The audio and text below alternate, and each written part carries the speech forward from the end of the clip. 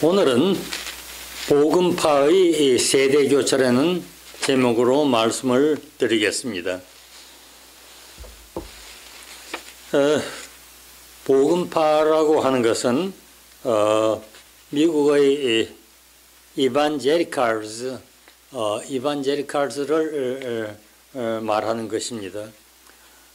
이반제리칼스는 복음주의자들 그러한 뜻인데, 그러니까 복음주의자들의 파, 복음파라고 그렇게 여기에서는 사용을 하겠습니다. 이거 미국의 복음파, 미국의 이반제리칼즈는 상당히 정치적입니다. 프린스턴 이반제리칼 펠로십이라고 하는 것이 있는데, 이것은 프린스턴 대학 안에 있는 하나의 단체입니다. 이 단체에서는 프린스턴 대학에 있는 학생들에게 복음 전파를 하고, 또 그들이 복음적인 생활을 하도록 인도하는 그러한 단체인 것입니다. 이 단체는 약 80년 전에 닥터 다널드 폴라톤이라고 하는 분이 창설을 했는데, 30년 동안 이 이름으로서 오랫동안 계속해 왔습니다. 그런데 지난 8월 달에 학생들이 이 이반제리칼이라는 용어가 좋지 않다고 그래서 그 단체 이름에서 이반제리칼이라는 단어를 뽑아버렸습니다. 그 대신 크리스천이라는 단어를 대체했습니다. 그래서 프린스턴 이반제리칼 펠로십은 프린스턴 크리스천 펠로십으로 이름이 바뀌었습니다. 학생들이 하는 말이 evangelical, the term evangelical had too much of political connotation than a theological one이라고 말을 했습니다. The term the term evangelical이라는 용어는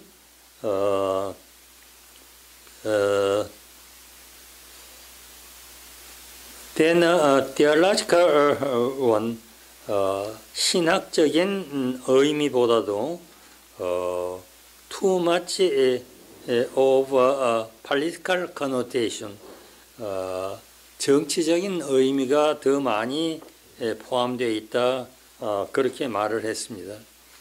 여기에서 connotation이라고 하는 것은 그 영어 단어로 영어 단어 connotation이라고 하는 것을 한국말로 어떻게 번역을 해야 좋은 번역이 될지 잘 모르겠습니다만은 직접적으로 의미하는 것이 아니지만은 그 말에 포함되어 있는 부속적인 의미, 말로는 직접 말을 하지 않았지만은 그 단어가 풍기는 그 환경, 그런 것을 말하는 것입니다. 여기에서 말하자면은 이반제리칼이라고 하면은 그 복음적이라는 말인데, 이 복음적이라는 말에 복음적이라고 하는 것이 직접적인 의미지만은 이 이반제리칼이라고 할 것 같으면은 복음적이라는 말의 부수에서 그 정치적인 색채가 많이 포함되어 있다, 그런 뜻인 것입니다. 그것을 connotation이라고 합니다.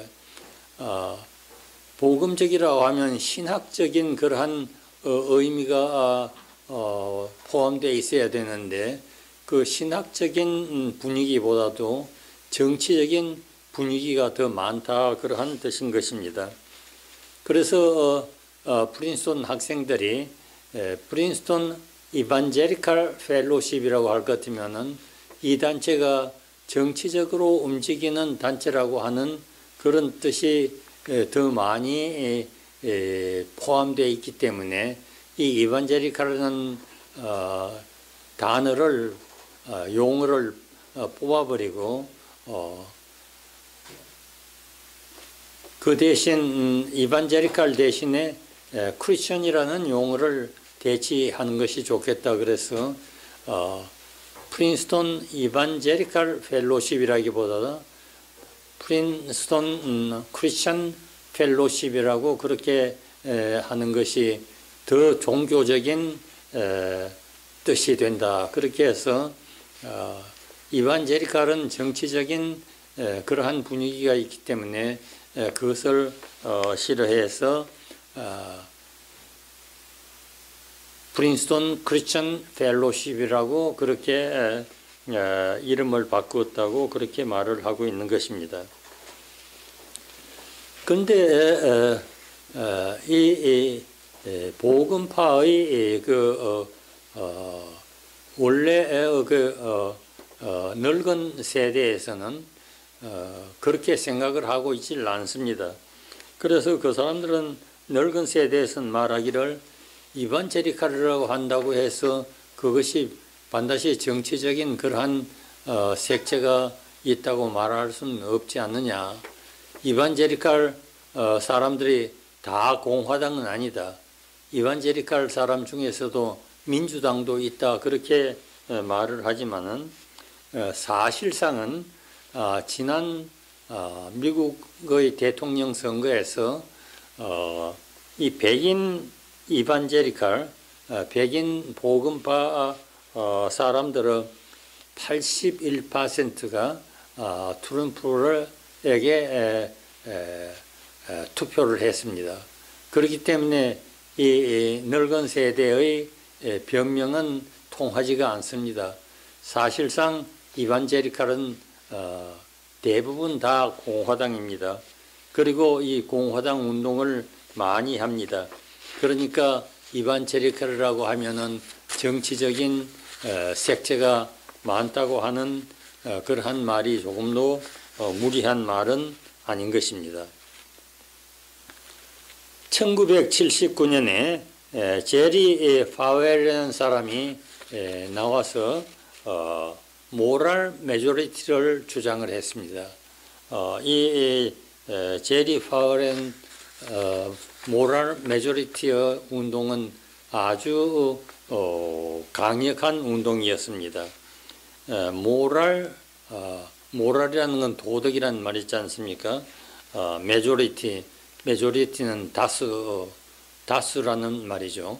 그러니까 도덕적인 다수파. 이 사람이 주장하는 것은 미국 정치에 있어서 일선에 나서서 이렇다 저렇다 하는 사람이 많이 있지만은 미국 인구의 미국 시민의 대부분의 사람들은 다 도덕적인 사람들이다. 말은 하지 않지만은 이 미국 사람의 대부분은 다 도덕적인 사람들이기 때문에 민주당에서 새로운 현대적인 사상을 끌어들여서 비도덕적인 것을 가지고 나오는 그런 경우가 많은데 미국의 대부분의 사람들은 그것을 좋아하지 않는다. 미국의 대부분의 사람들은 전통적인 보수적인 도덕적인 기독교적인 그러한 정치 이념을 좋아한다고 그렇게 말을 했습니다. 그런데 그 반응이 대단히 좋아서 미국의 여러 곳에서 이 제리 파워 사상을 지지하는 사람들이 많이 나왔습니다.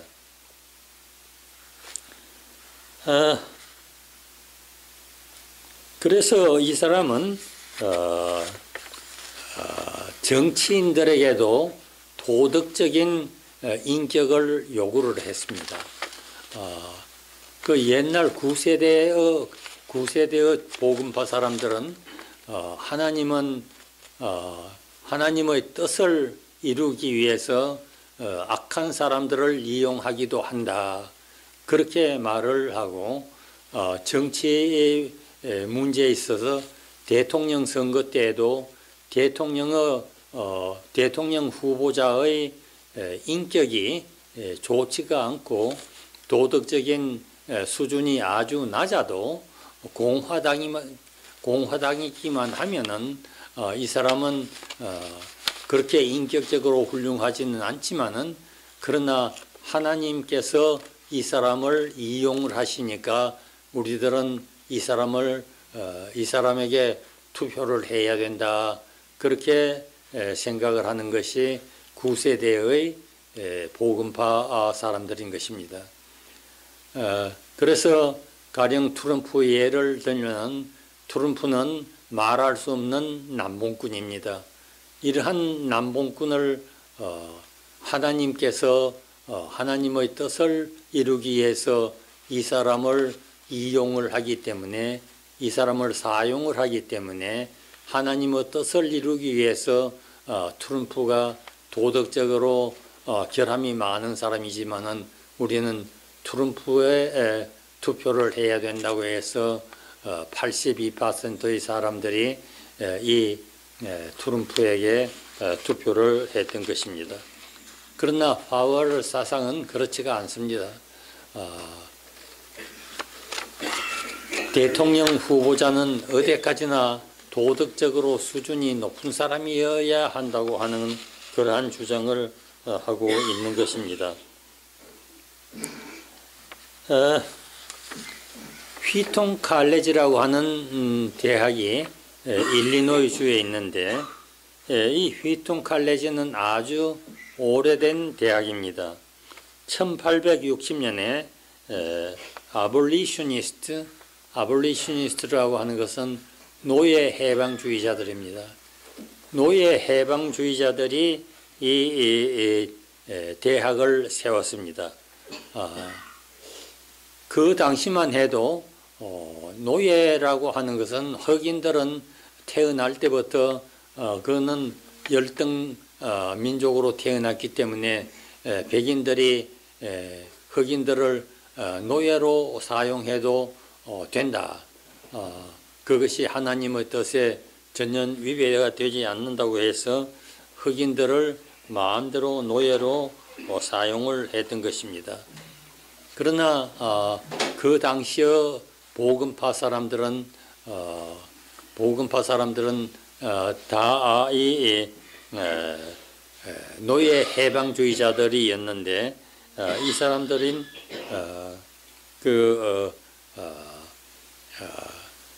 하나님의 뜻은 흑인들을 노예로 사용하는 것을 용납지 않는다.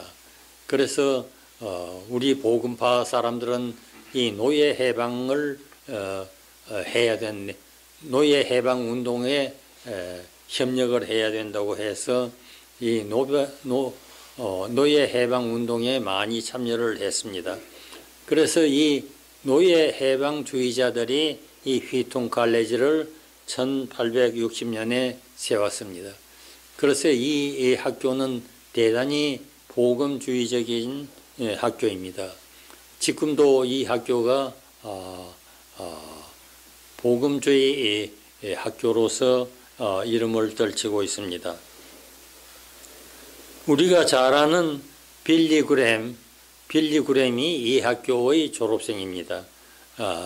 빌리 그램은 이 학교에서 은혜를 많이 받아서 그 후에 세계적인 부흥사가 된 사람인데 이 사람이 휘통 칼레지 졸업생인 것입니다. 그런데 근래에 이 학교에도 많은 변동이 생겼습니다. 학생들이 교회가 요사이 너무 정치적이고 편파적이라고 하는 그러한 말을 하고 있는 것입니다. 이 학교에서 좀 통계를 내어보았는데 정치학과 3학년의 한 교실에 14사람의 학생들이 강의를 듣고 있었습니다. 그런데 이 14사람을 대상으로 여론조사를 해봤습니다. 이 14사람 중에서 딱 2사람만이 트럼프에게 투표를 했습니다. 그런데 이 14명의 부모들은 대부분이 다 트럼프에게 투표를 했습니다. 이 학교는 복음주의 학교고 이 14사람도 다 복음주의자들입니다.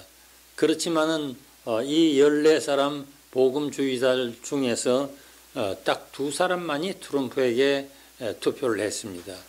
이것은 무엇을 의미하느냐고 하면은 지금 복음파에서도 이제 세대 교체가 일어나고 있다는 것을 말하는 것입니다. 복음파 안에서도 9세대의 사람들은 하나님은 악한 사람도 이용해서 사용해서 하나님의 뜻을 이루신다.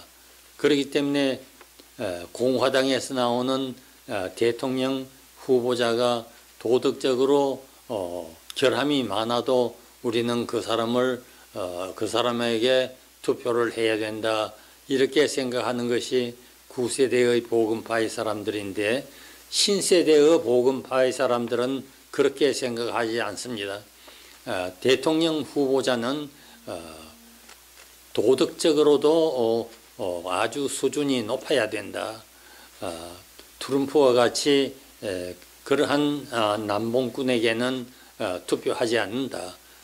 그렇게 해서 딱 2사람만이 투표를 했던 것입니다.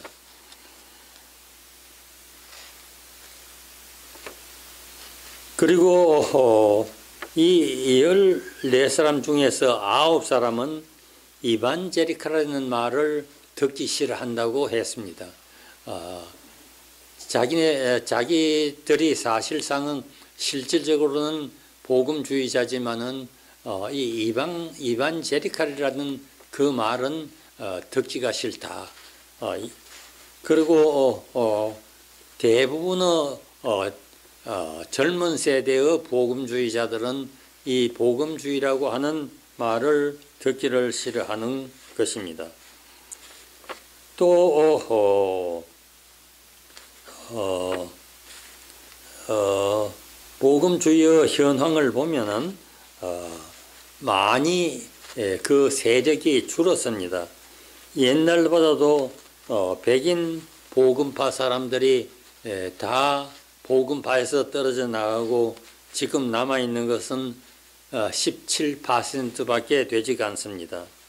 그런데 30세 이하의 사람들은 옛날의 복음파 사람들은 다 이제 복음파에서 떠나버리고 8%밖에 남아있질 않습니다. 그리고 이 남아있는 8%의 복음주의자들 중에서도 이제 복음파가 주장하는 그러한 모든 주장을 지금은 많이 포기를 했습니다. 그래서 지금의 복음파 새로운 세대, 새 세대, 신세대의 복음파 사람들은 사상적으로도 옛날의 복음파에서 많이 변화를 했습니다.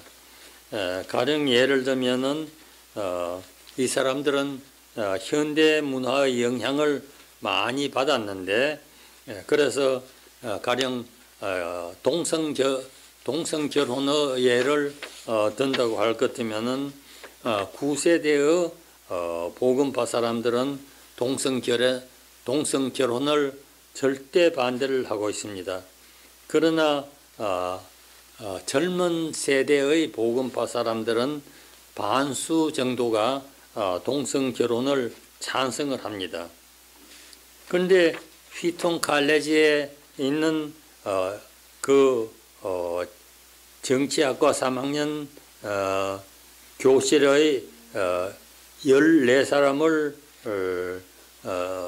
에게 물어보았더니 10명은 동성결혼을 찬성하고 한 사람만이 반대를 했습니다. 그리고 중요한 문제들,